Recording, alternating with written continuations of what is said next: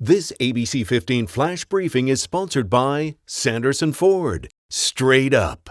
I'm Steve Irvin with your top stories from ABC 15 Arizona. We are continuing to ask Phoenix police for answers after one of their own officers is accused of making a credible threat against Phoenix Mayor Kate Gallego. Here's what we know so far.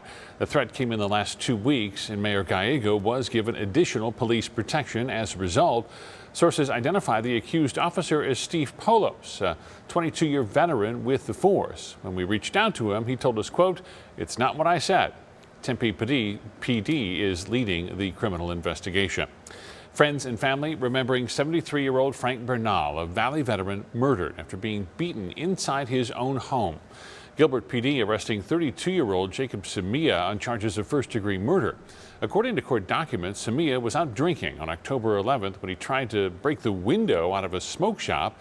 His friends called police, and officers then followed a trail of blood to Bernal's home. Bernal was taken to the hospital where he later died. We're told he has deep roots in the East Valley. He served in Vietnam and was a Purple Heart recipient. The main thing I think that's important is that we remember Frank as Frank and not just in the horrible sense of him being a victim. And I think that's what everybody is trying to do. Yes, we want justice, but to do Frank justice, we have to have him in our fond memories as well. There is still no word on a possible motive.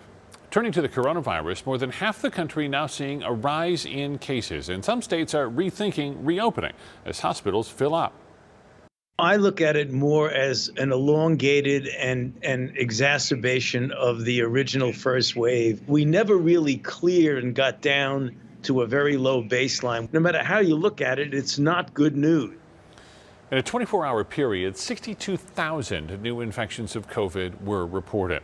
Here in Arizona, health officials are on high alert as a third wave of coronavirus is now hitting the state. Today, the state health department reporting 1,158 new cases, pushing our total number of confirmed cases past 240,000 since all of this began.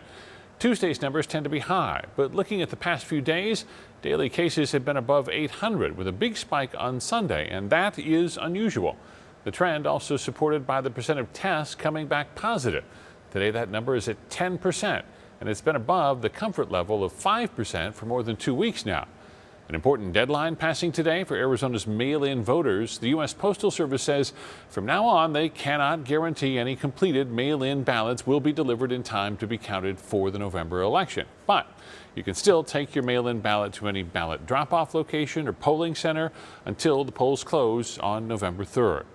Both presidential campaigns feeling the crunch, and they know Arizona is going to play a pivotal role on Tuesday. So tomorrow, both President Trump and Senator Kamala Harris will be making stops in our state.